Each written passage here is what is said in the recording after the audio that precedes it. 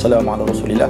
Saya berjaya datang ke Jabatan Mufti Negeri Sembilan pada pagi ini untuk menghadiri sesi temuruga tauliah mengajar agama Negeri Sembilan. Alhamdulillah daripada awal kita sampai tadi kita kena melalui proses ujian tahriri ataupun bertulis terlebih dahulu sekitar sejam sebelum kita menunggu untuk panggilan kedua untuk temuruga secara syafawi lisan. Saya Rawdatul Jannah binti Muhammad Rozli. Hari ini alhamdulillah saya baru sahaja selesai menjalani temuruga tauliah mengajar di Negeri Sembilan. Alhamdulillah, perasaan saya pertama mestilah lega kan, sebab subhanallah dah berjaya alhamdulillah melalui fasa ini.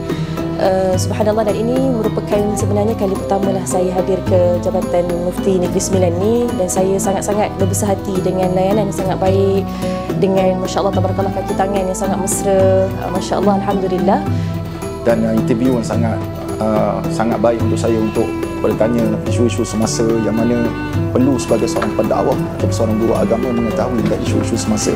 Dan sepanjang proses temuduga tadi pun subhanallah, saya boleh kata walaupun dalam keadaan kita ditemu ramah oleh subhanallah para asatizah kita, dalam masa yang sama saya juga secara tak langsung belajar sesuatu daripada mereka.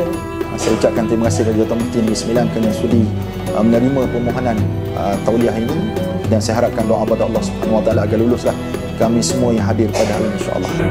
Untuk tambah baik lagi diri saya insya-Allah. Terima kasih kepada semua.